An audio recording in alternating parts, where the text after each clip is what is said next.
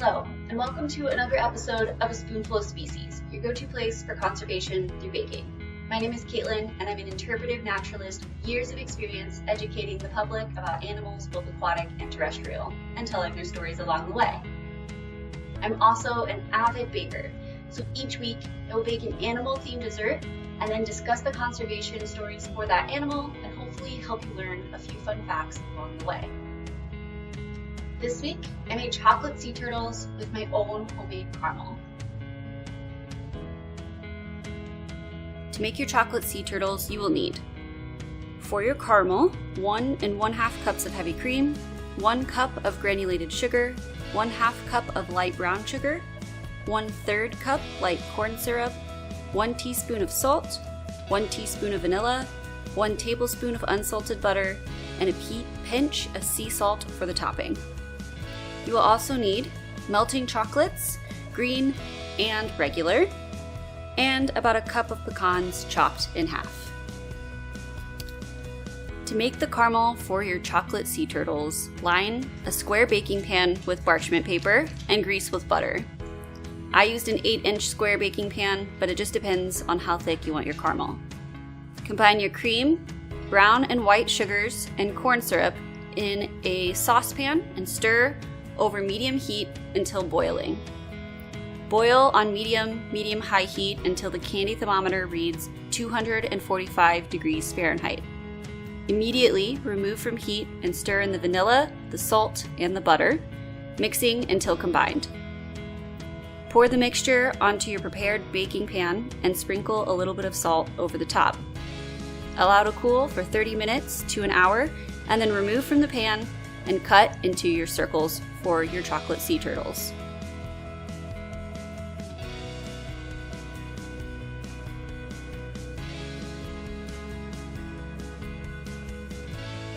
Sea turtles are charismatic reptiles that have special adaptations that help them survive in their natural habitat. There are 7 different species of sea turtles, and each of these have different adaptations. The largest of the sea turtles is the leatherback sea turtle. The leatherback sea turtle doesn't look like a turtle that you or I might think of. It's missing a hard carapace or a hard shell on its back, and instead has a thick leathery carapace. And this thick leathery carapace is dark in color, helps protect it, and also helps absorb a lot of heat from the sun so that they can stay warm. Leatherback sea turtles can weigh over 2,000 pounds and be over 7 feet long. They're so big that they require over 16,000 calories a day in order to absorb enough nutrients and maintain their big weight as they make their way to their breeding grounds. From their feeding grounds to their breeding grounds is over a 3,000-mile journey. So it is an incredible feat for these leatherback sea turtles to make that journey every few years to have more babies. The green sea turtle is another amazing sea turtle that we all might know a little bit more about. It is the most common sea turtle that you see in media, especially we saw it in Finding Nemo. And the green sea turtle is an awesome sea turtle. They can be at least 25 years of age before they reach sexual maturity. So you can imagine that getting both a male and a female sea turtle to that age in order to be able to reproduce more cute little baby sea turtles can be very difficult for them in the ocean, where there are lots of predators looking for a snack. The green sea turtle has 5 central scoots compared to other sea turtles. So sea turtles have scoots, or these little, they look like little scales on their backs. They're made of keratin, same thing our fingernails or hair is made out of. And these scoots are the way that we are able to tell different sea turtle species apart. So every sea turtle has their own number and shape of scoots on their backs. Hawksbill sea turtles can be up to 4 feet and over 150 pounds, and they get their name from the curved beak-like structure on the ends of their faces that looks like the bill of a hawk. Now they use this curved structure in order to scrape away along the coral reefs, sponges and small crustaceans and even little mollusks. Now, because they do this, they are kind of like the cleanup crew of the coral reefs, and they help maintain a healthy coral ecosystem by using their beaks to scrape off anything unwanted off of the coral so that it can continue to grow and be healthy. The loggerhead sea turtle can be well over 3 feet and 250 pounds, and it is the largest head of all of the sea turtles. They are considered a keystone species in their natural environment, which just means that without them, the environment wouldn't be the same and probably would be worse off. So the way that they are keystone species is that they eat invertebrates that have kind of hard carapace or little shells like crustaceans. And whenever they defecate, those shells, those hard bits that they can't digest, it releases calcium into the water, which is a really important part of coral reefs. Corals need calcium carbonate in order to be able to form, and so by the sea turtles releasing that into the environment, they are allowing a healthy and mature ecosystem to continue. To assemble your chocolate sea turtles, push the cut pecans into your caramel, warming the caramel slightly if needed.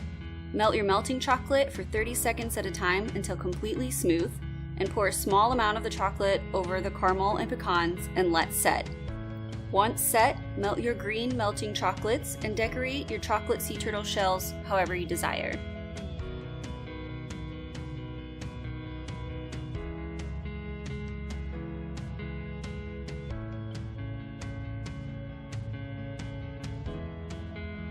Olive Ridley is comparatively a very small sea turtle. They can only be about 100 pounds, a little over 2 feet long, and their shell is olive colored or really dark green colored, kind of solid looking, which is how they get their name.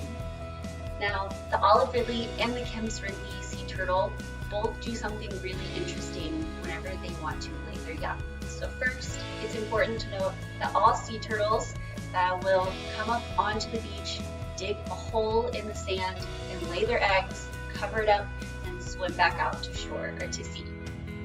Now, the other sea turtles generally kind of do this maybe around the same time, but they do it solo by themselves. But the Olive Ridley and the Kemps Ridley sea turtles will do something called a regatta, which is where all of the females will come together along the coastline and they will wait for one another. And when there's a large enough group, they will all go up onto shore together, bury their eggs, and go back out to sea together. This also means that their babies will all hatch around the same time. This is really useful for 2 reasons. One, it's useful for the adult sea turtles because they have each other as protection. It's also useful to the babies for the same reason. There's safety in numbers. So the more sea turtles there are going back out into the ocean, the more likely more of those sea turtles will survive.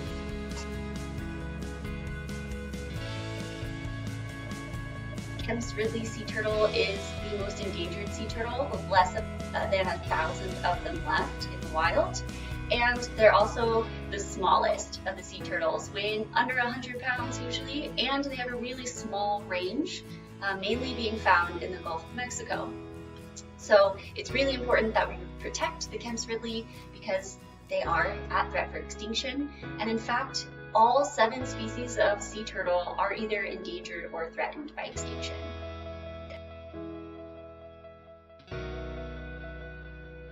Sea turtles are threatened by global climate change as bycatch from fisheries, being hunted for their shells or their eggs, coastal construction that takes away their nesting sites, and ocean pollution. The warming sands, however, are maybe some of the most important and devastating things to a sea turtle, which sounds crazy at first, but sea turtles, when they lay their eggs in the sands along the coastline, they bury their eggs in the sand, and a few 100 days later, 60 days later, it depends on the species, their babies hatch out and crawl away. Now, these babies are either male or female. And what's really interesting is that the way they become male or female is due to the temperature of the sand. So if the sand that the eggs are laid in are mostly above 88 degrees the whole time, then they will be females. So if the sand is really warm, you get a lot of female sea turtles. If the sand is below 82 degrees the whole time, then you get male sea turtles. And if it's somewhere in between, then you get either male or female. So because of this, global climate change is warming our oceans. It's also warming our sands. We're having hotter days, longer summers, and this causes a lot more female sea turtles to be born than males, which maybe doesn't seem like a problem right now, but in the future, when it takes 30 to 40 years for a sea turtle to mature, you have all of these mature females and not very many mature males. That could have a really detrimental effect on their genetic diversity and just the number of sea turtles that are able to be born, which is a big problem. Another big issue that sea turtles face is sea turtle stranding from being cold stunned. So cold stunned sea turtles are unable to swim. They can't function or get away. Sometimes they wash up on the shore, sometimes they drown. Cold stunning happens when a sea turtle is in maybe warmer water and suddenly the temperature changes, it becomes too cold, winter comes on, they swim too far north, and they become cold. Sea turtles are cold-blooded and they rely on the warm waters of the ocean to keep them comfortable temperature-wise. And if they become too cold, they're unable to function, and sadly, they are either stranded or they die. Fortunately, the National Oceanographic Atmospheric Administration, or NOAA, and the U.S. Fish and Wildlife Service have come up with a sea turtle recovery plan for every species of sea turtle in the United States. And all over the United States, they work on aiding the conservation and rehabilitation of sea turtles that are stranded as well. They created a group called the Sea Turtle Stranding and Salvage Network that collects data on sea turtles for conservation science and for stranding information. They improve the understanding of what's threatening sea turtles and why they're being stranded so much more often than before. It provides aid and rescue to those stranded sea turtles and to sea turtles that have any kind of illness or disease, and it educates the public about the need to protect these wonderful animals in our ocean. If you're interested in helping sea turtles, you can donate to NOAA or the U.S. Fish and Wildlife Service and their sea turtle recovery plans. You can get involved. If you've lived on a coastline, they're always looking for volunteers to help out. Or if you live in a landlocked state like I used to, you can simply go online and find your favorite sea turtle, where it lives, and there are these recovery programs all over the place that need supplies to help save these sea turtles. So if you can't donate money or you can't donate your time, you can always donate supplies or maybe take up a collection wherever you are. This has been another episode of A Spoonful of Species. My name is Caitlin. I hope you enjoyed it. If you did, like and follow me wherever you like and follow people. I'm everywhere now. And join me next week to tackle another piece of conservation one bite at a time.